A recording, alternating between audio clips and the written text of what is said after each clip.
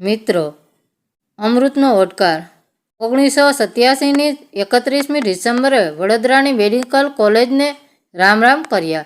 MD પછી senior registrar તરીકેની 1 વર્ષની કારકિર્દી પણ પૂર્ણ થઈ. ટૂંકમાં ભણતર પૂરું થયું હતું. હવે રોજ જિંદગીની કઠણ કેડીઓ પર કદમ માંડવાના હતા. ભાવનગરની એક ટ્રસ્ટ હોસ્પિટલમાં બાળ રોગ નિષ્ણાત તરીકેની નિમણૂક મને મળી ગઈ હતી. હું ભાવનગર 3 જાન્યુઆરી 1988ના રોજ પહોંચ્યો. ટ્રસ્ટ હોસ્પિટલમાં પૂર્ણ સમયના બાળ રોગ નિષ્ણાત તરીકે જોડાયો.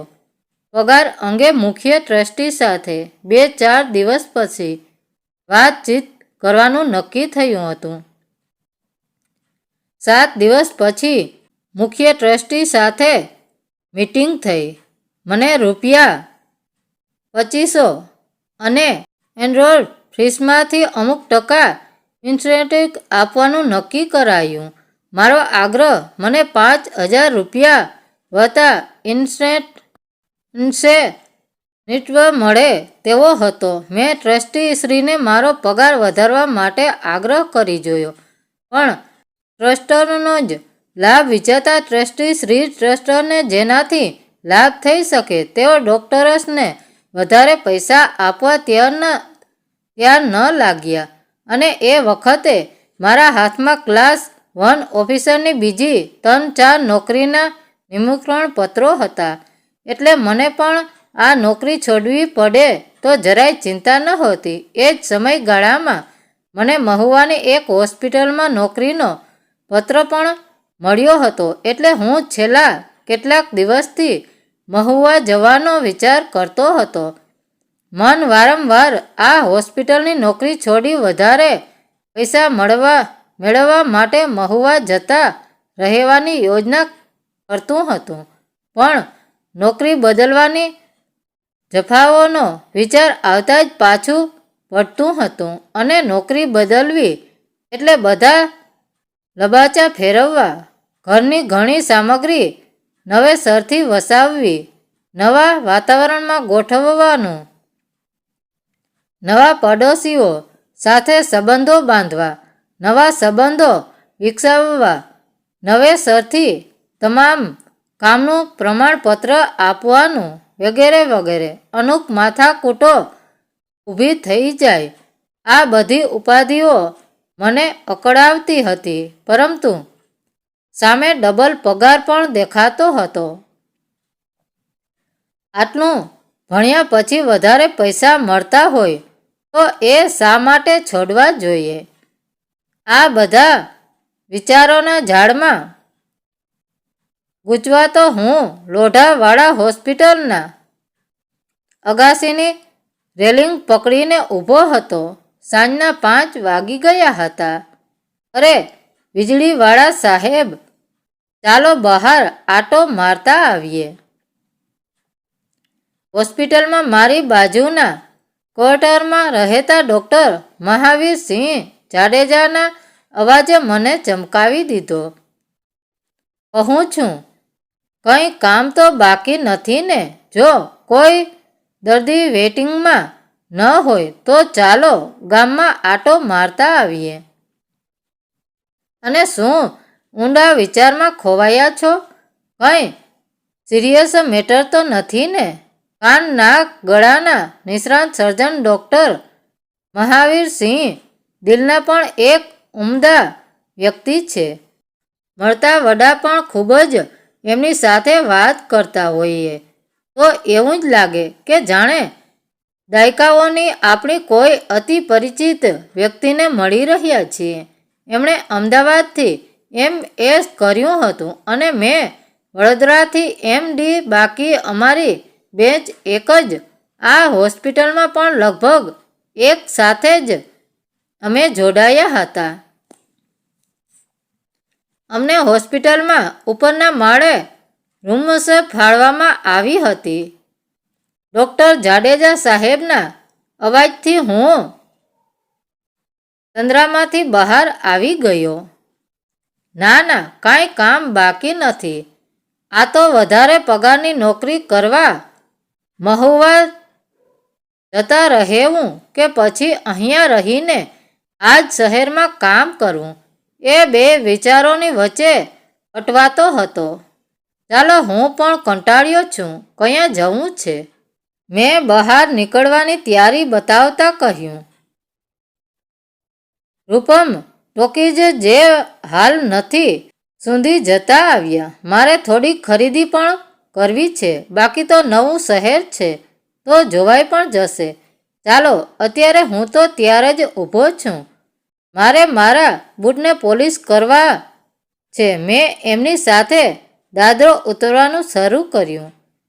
ભાવનગર શહેરમાં રાજાશાહી વખતનું ગંગાદેરી નામનું આરસનું એક સુંદર નાનકડું સ્થાપત્ય રૂપમ ટોકીઝની પાછળના ભાગે આવેલું છે.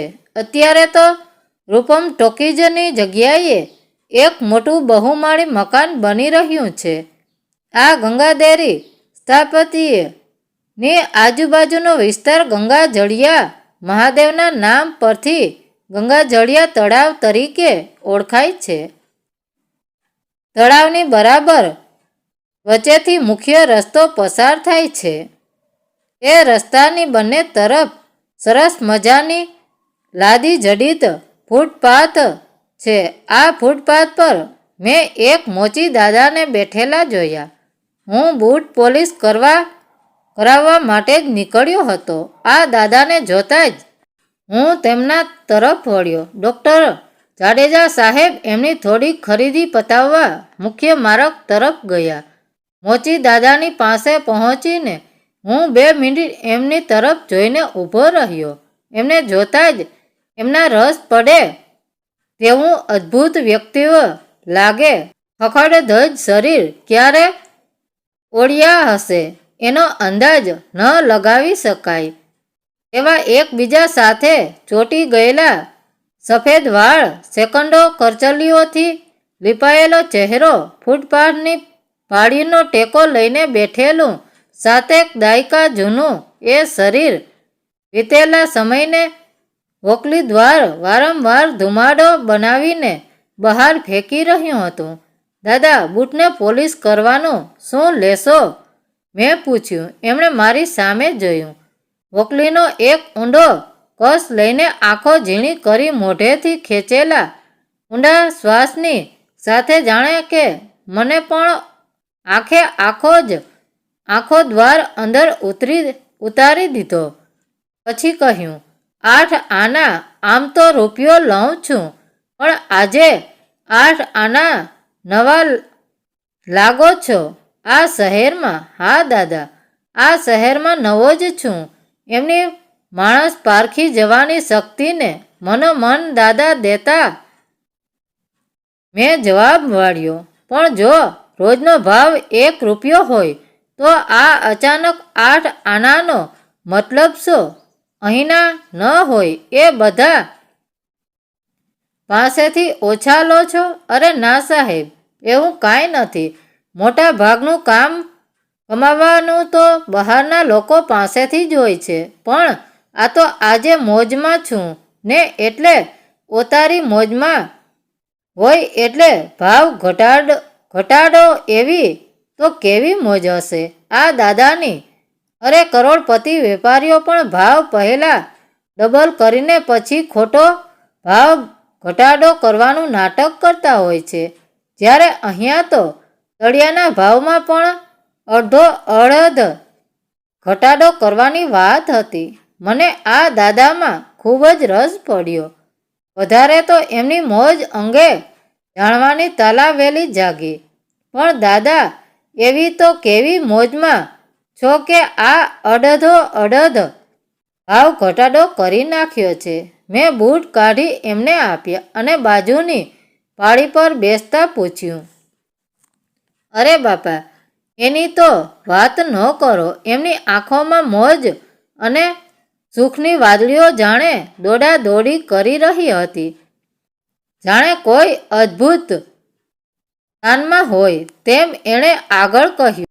આજે તો સવારથી 25 રૂપિયાનો ધંધો થઈ ગયો છે. રોજ માંડ 10 રૂપિયા જ મળે છે.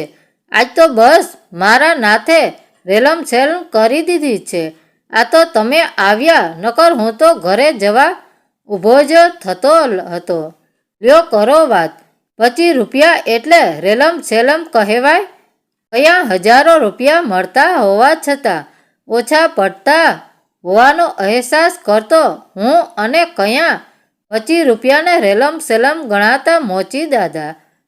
જિંદગીનું ગણિત કઈ જુદી રીતથી પણ ગણી શકાય એવું મને હવે સમજાઈ રહ્યું હતું. દાદા, તમે ભાવનગર જ રહો છો? મારો પૂછવાનો મતલબ છે કે ભાવનગરના જ રહેવાસી છો? મેં પૂછ્યું. ના બાપુ, રહું છું તો બાજુના ગામડે. હું અને મારો દીકરો સવારે ઘરેથી બાપુ ગાડીમાં આવીને અત્યારે ભાવનગર અને મહુવા વચ્ચે નેરો ગેજ રેલવે ચાલતી, લોકો એને બાપુ ગાડી તરીકે ઓળખાતા ઇવોન્ટ ઈ દરબારગઢ બેક પાસે બેસીને ધંધો કરે અને રેલવે સ્ટેશનથી હું અહીંયા સુધી સાયકલ લઈને આવું અને અહીં ફૂટપાથ પર બેસું. ભાતું લાવીએ એટલે પોતપોતાની મેળે નવરાશે ખાઈ લઈએ. સાંજે 7ની ગાડીમાં બાપ દીકરો પાછા જાય. આટલું બોલીને એણે ચંપલમાંથી ઊંડો દમ ખેંચવાની કોશિશ કરી. હોકલી ઠરી ગઈ હતી. દાદાએ જમીન પર ઠપકારીને હોકલી ખાલી કરી નાખી હતી. બળેલી તમાકુ કોતરીને કાઢી ફરીથી ભરવાનું શરૂ કર્યું. દાદા, તમે સ્ટેશન સુધી રોજ ચાલતા જાઓ? મેં પૂછ્યું. ના બાપા, હું આ સાયકલ પર દરબારગઢ સુધી જાઉં, પછી દરબારગઢ બેંકના દરવાજા પાસે આ સાયકલ મૂકી દઉં. ત્યાંથી અમે બાપ દીકરો હાલતા સ્ટેશન વયા જાય. મારી નજર દાદાની સાયકલ પર પડી.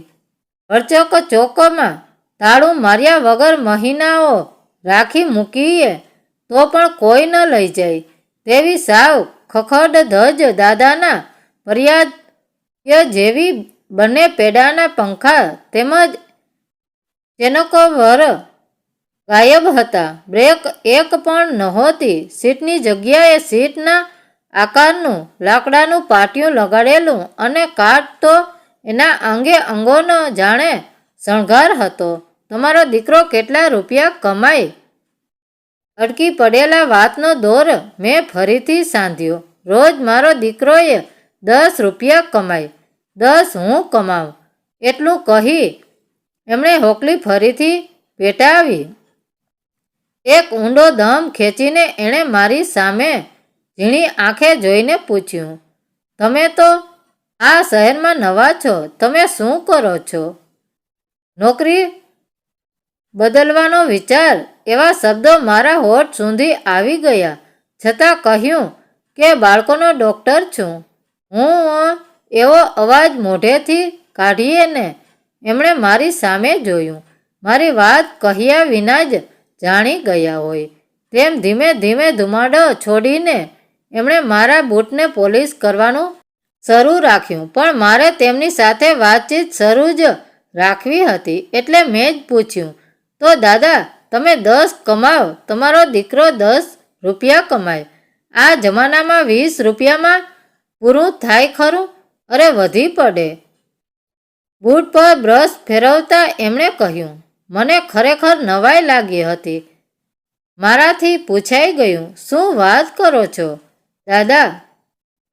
કાણ ન પડે? 20 રૂપિયામાં તે કાંઈ પૂરું થતું હશે? પછી તકલીફ ન પડે? કંઈક નવી ચીજ વસ્તુ વસાવવી હોય તો કઈ? દાદાનો આ જવાબથી પ્રશ્ન ખૂબ વેધક લાગ્યો. અરે મારા સાહેબ, આ મારો દીકરો છે ને એના ઘરે પણ એક દીકરો છે. અમે ડોહો ડોહી 2 અને ઈ 3 એમ 5 જણાનું કુટુંબ છે. પ્રભુની દયાથી આવી સરસ લીલી વાડી છે અને ખાધે પીધે સુખી છું. પછી કઈ ચીજની જરૂર પડે? અને માણસને બીજું જોઈએ શું? પોતાના હર્યા ભર્યા કુટુંબના અતિ સુખના સાગરને મનની આંખથી એ માણસ માણી રહ્યો હોય એવું લાગતું હતું. દાદાના માણસને બીજું જોઈએ શું? એ શબ્દો મને બૂટમાં ભરાયેલી કાકરીની માફક ખૂંચતા લાગ્યા. મારે શું જોઈતું હતું એ પ્રશ્ન મારું મન મને પૂછવા લાગ્યું હતું. વાત કરતી વખતે એની ખોવાઈ જવાની આદત મને કોઈ યોગીની યાદ અપાવતી હતી. લ્યો સાહેબ, આજે તમારી હાઈએ વાત કરવાની બહુ મજા આવી.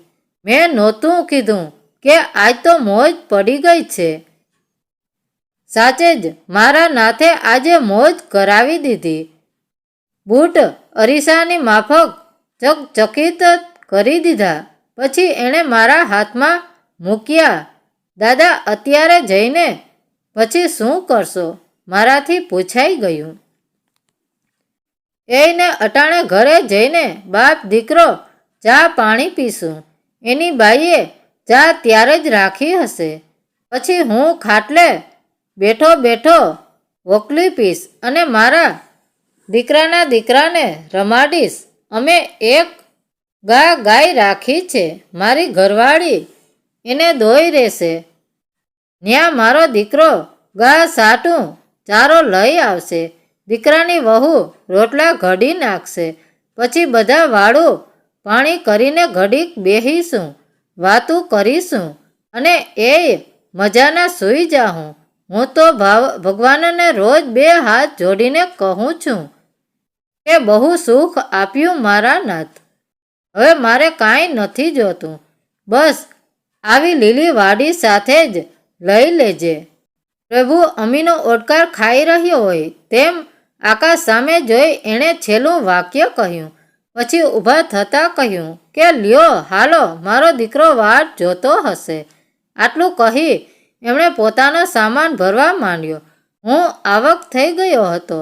2-4 મિનિટ શું બોલવું એની સમજણ નહોતી પડતી. હમણાં થોડા વખત પહેલાં જ વાંચેલ એક જૈન મહારાજ સાહેબની ચોપડી જેનું શિક્ષક હતું, ફિનિશ લાઈન યાદ આવી ગઈ.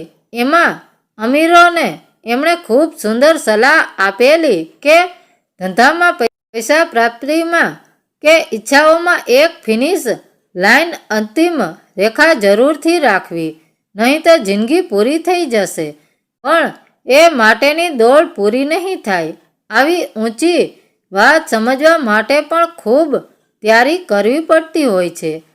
જ્યારે અહીં તો મોચી દાદા જેવો આ અભણ અંગૂઠા છાપ માણસ એ ચોપડીને વગર વાંચે જ જાણે આખે આખી પચાવી ગયો હતો. મોચી દાદાએ સામાન સાયકલ પર ખડકેલો જોઈ હું તરત વિચારોમાંથી બહાર આવી ગયો. મેં ખિસ્સામાંથી રૂપિયો કાઢીને એમના હાથમાં મૂકી દીધો. દાદા, આજે મને પણ તમારી સાથે વાતો કરવાની ખૂબ જ મજા આવી છે.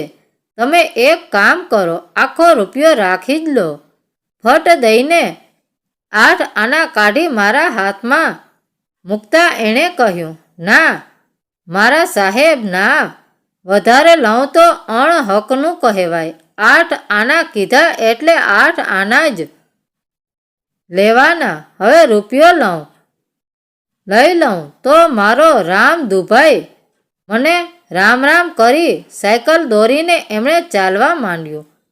અમારા છેલ્લા શ્વાંદો ચાલતા હતા તે વખતે ડૉક્ટર જાડેજા સાહેબ પણ આવી ગયા હતા. મોચી દાદા જતા રહ્યા. એમનું નામ પૂછવાનું પણ રહી ગયું. મારા મગજમાં તો એનું નામ હંમેશા એક સુખી મોચી તરીકે કંડારાઈ ગયું હતું. એ તો ગયા પણ મારા મનમાં વિચારોનું એક વાવાઝોડું ઊભું કરતા ગયા હતા.